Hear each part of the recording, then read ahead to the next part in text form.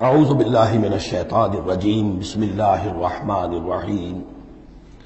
اب ایک اور بڑا مسئلہ آ رہا ہے، وَمِنَ النَّاسِ مَن يَقُولُ آمَنَّا بِاللَّهِ، لوگوں میں سے کچھ ایسے بھی ہیں جو کہتے ہیں ہم ایمان لے آئے اللہ پر، اور لاتے بھی ہیں خلوص کے ساتھ، اخلاص کے ساتھ، کوئی جھوٹ نہیں، کوئی فریب نہیں۔ ظاہر بات ہے کہ مکے میں کوئی فریب کے لیے کوئی ایمان لانے والا نہیں تھا، وہ تو حالات ایسے پیدا ہوئے مدینے میں آ کر کہ جہاں ایمان کا اعلان فریب کے تحت بھی ہونے لگا۔ لیکن یہ کہ مکے میں تو ظاہر بات ہے جو ایمان لایا اس کو مار پڑنی شروع ہو گئی، تو اس میں خامخواہ کہے کے لیے کوئی شخص جو ہے وہ جھوٹ موٹ کا ایمان کائے کو لائے گا۔ لیکن یہ ضرور ہوتا ہے کہ کچھ لوگ کم ہمت ہوتے ہیں، جیسا کہ میں بارہا آپ سے عرض کر چکا ہوں، کچھ لوگ باہمت ہوتے ہیں، کچھ کم ہمت ہوتے ہیں۔ باہمت وہ ہے کہ جو ایمان لائے اب ہر کے بعد آباد، ہر جو ہو سو ہو، ماں کشتی درا بنداخت ہے، جان جاتی ہے جائے کوئی بات نہیں، جو ہو سو ہو۔ کچھ لوگ ہوتے ہیں جن میں اتنی ہمت نہیں ہوتی، گھبرا اٹھتے ہیں۔ اب ان کو بتایا جا رہا ہے کہ دیکھو اگر تم نے استقامت کا ثبوت اب نہ دیا تو اس میں اس کا نتیجہ کیا نکلے گا، تمہارا کیا انجام ہوگا۔ اب وہ ذرا ہے کہ اس میں ان کے لیے پھر تحدید ہے۔ وَمِنَ النَّاسِ، لوگوں میں سے کچھ ایسے بھی ہیں جو کہتے ہیں مَن يَقُولُ آمَنَّا بِاللَّهِ، ہم اللہ پر ایمان لائے، فَإِذَا أُوذِيَ فِي اللَّهِ، جب اللہ کی راہ میں اللہ کی توحید کو ماننے کی وجہ سے ان کو ایذا پہنچائی جاتی ہے، پرسیکیوٹ کیا جاتا ہے، انہیں ٹارچر کیا جاتا ہے، جعل فتنة الناس كعذاب اللہ، تو وہ لوگوں کی طرف سے ڈالی ہوئی فتنے کو، آزمائش کو، یہ ایسے اس سے گھبرا اٹھتے ہیں جیسے اللہ کے عذاب سے گھبرانا چاہیے۔ کم ہمتی ہے۔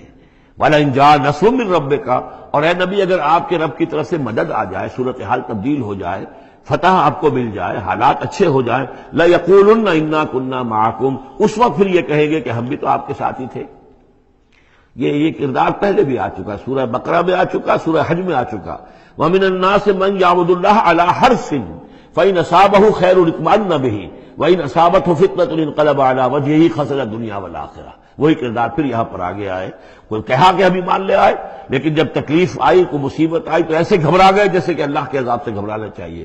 لیکن یہ کہ اس کے بعد اگر نصرت آ جائے تو یہ آپ موجود ہوں گے کہ ہم بھی ساتھی تھے آپ کے۔ اَوَلَيْسَ اللَّهُ بِعَالَمَ بِمَا فِي صُدُورِ الْعَالَمِينَ، تو کیا اللہ بخوبی واقف نہیں ہے اس سے کہ جو لوگوں کے جو تمام جہان والوں کے دلوں کے اندر ہے اور جو ان کے سینوں کے اندر مضمر ہے۔ وَلَيَعْلَمَنَّ اللَّهُ الَّذِينَ آمَنُوا وَلَيَعْلَمَنَّ الْمُنَافِقِينَ، اور یقیناً اللہ ظاہر کر کے رہے گا سچے اہل ایمان کو اور ظاہر کر کے رہے گا منافقین کو۔ گویا کہ یہ شکل جو ہے یوں سمجھیے یہ وہ روگ ہے کہ یہ اگر بڑھ گیا، تم نے ابھی نپ دی ایول ان دی بڈ، ابھی فوری طور پر اس کی اصلاح کر لو، فوری طور پر علاج کر لو۔ ابھی ٹی بی کا تمہیں انفیکشن ہوئی ہے، فرسٹ سٹیج میں ہے، علاج کر لو۔ لیکن اگر کہیں تم نے اس وقت پرواہ نہ کی اس کی اور یہ مرض بڑھ گیا تو یہ منافقت تک لے جائے گا تمہیں، اللہ تعالیٰ پھر کھول دے گا کہ یہ منافقت ہے۔ تو یہ ہے اصل میں پورے مکی قرآن میں یہ ایک جگہ ہے جہاں لفظ منافقین آیا ہے۔ باقی کردار آیا ہے سورہ حج کے اندر بھی، لیکن وہاں لفظ منافق نہیں ہے۔ وَمِنَ النَّاسِ مَن يَعْبُدُ اللَّهَ عَلَىٰ حَرْفٍ فَإِنْ أَصَابَهُ خَيْرٌ اطْمَأَنَّ بِهِ وَإِنْ أَصَابَتْهُ فِتْنَةٌ انقلب عَلَىٰ وَجْهِهِ خَسِرَ الدُّنْيَا وَالْآخِرَةَ۔ لیکن یہاں کھول دیا گیا یہ کردار کس کا ہے، یہ تو پھر منافقت سے۔ وَلَيَعْلَمَنَّ اللَّهُ الَّذِينَ آمَنُوا وَلَيَعْلَمَنَّ الْمُنَافِقِينَ۔ اب ایک اور تیسرا پرابلم ہے، یہ تین پرابلم یہاں پر ٹیکل کیے گئے ہیں۔ وہ نوجوان جن کے والدین ان کے اوپر دباؤ ڈال رہے تھے، یا وہ کم ہمت لوگ جو ان ایذاؤں سے گھبرا رہے تھے، اور تیسرا یہ ہے کہ کچھ بزرگ لوگ بڑے مخلصانہ انداز میں آ کر کہتے ہیں نوجوانوں سے، کہاں اپنے برباد کر رہے ہو، کیریئر برباد کر رہے ہو، اچھے بھلے تعلیم حاصل کر رہے تھے، تم جا رہے تم کس کام میں پڑ گئے ہو، اب تمہاری تعلیم اس درجے کی نہیں رہی ہے، تمہارا کاروبار اچھا جا رہا تھا، کیریئر تھا، تمہارا پروفیشن بہت چمک رہا تھا، اور تم اس کام میں پڑ گئے ہو۔ دیکھو یہ تو ایک شخص نے تمہیں ورغلا دیا، دیکھو ہمارے راستے پر چلو، راستہ صحیح یہی ہے، ہم آخر بوڑھے لوگ ہیں، ہمارا تجربہ ہے، ہم نے اپنے بال دھوپ میں سفید نہیں کیے ہیں، ہم تمہیں اپنے تجربے کی وجہ سے کہہ رہے ہیں کہ ہمارے راستے ہی پر چلتے رہو اور کوئی اس کے اندر نقصان نہیں ہوگا، کوئی اللہ کے ہاں پکڑ نہیں ہوگی، اور اچھا اگر اللہ کے ہاں پکڑ ہوئی تو تمہاری طرف سے ہم جواب دہ ہیں، تمہارے گناہوں کا بوجھ ہم اٹھا لیں گے۔ اب یہ گویا کہ نہایت ناصحانہ انداز، مخلصانہ انداز، بزرگانہ انداز، اس میں یہ بات کہی جاتی تھی۔ اب اس میں کیا کریں، اس کا جواب دیا گیا۔ وَقَالَ الَّذِينَ كَفَرُوا لِلَّذِينَ آمَنُوا اتَّبِعُوا سَبِيلَنَا، اور کہتے ہیں یہ کافر ان سے کہ جو ایمان لے آئے، ہمارے ہی راستے کی پیروی کرو، چلے آؤ انہی راستوں پر۔ وَلْنَحْمِلْ خَطَايَاكُمْ، ہم اٹھا لیں گے تمہاری خطاؤں کو، یعنی تمہاری خطاؤں کا بوجھ، تمہارے گناہوں کی سزا ہم بھگت لیں گے۔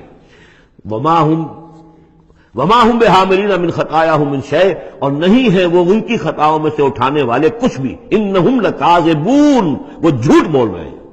وَلَا يَحْمِلُنَّ أَثْقَالَهُمْ وَأَثْقَالًا مَعَ أَثْقَالِهِمْ، البتہ وہ اٹھائیں گے لازماً. پھر دیکھیے وہ لَيَعْلَمَنَّ اللَّهُ الَّذِينَ آمَنُوا وَلَيَعْلَمَنَّ الْمُنَافِقِينَ، اور یہاں پھر وہ لفظ آیا وَلَا يَحْمِلُنَّ أَثْقَالَهُم، وہ لازماً اٹھائیں گے اپنے بوجھ بھی، اور جو گمراہ کرنے کی کوشش کر رہے ہیں اس کی وجہ سے اپنے بوجھوں میں اضافہ کر رہے ہیں، وہ مزید بوجھ ہوں گے. لیکن اے نوجوانوں، اگر تم نے ان کی بات مان لی تو تمہارے بوجھ جو ہے وہ نہیں رہ سکیں گے، وہ تمہیں کو اٹھانے پڑیں گے. وَلَا يُسْأَلُنَّ يَوْمَ الْقِيَامَةِ عَمَّا كَانُوا يَفْتَرُونَ، اور ان سے لازماً باز پرس ہوگی قیامت کے دن جو افترا وہ کرتے رہے تھے، جو جھوٹ انہیں گھڑا تھا کہ ہم تمہارے بوجھ اٹھا لیں گے، جبکہ لا تزر وازرۃ وزر اخری، قیامت میں کوئی نہیں ہے جان جو کسی دوسرے کا بوجھ اٹھا لے.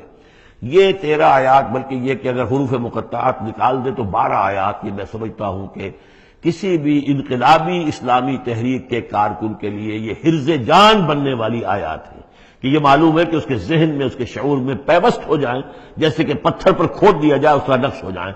صدق اللہ العظیم.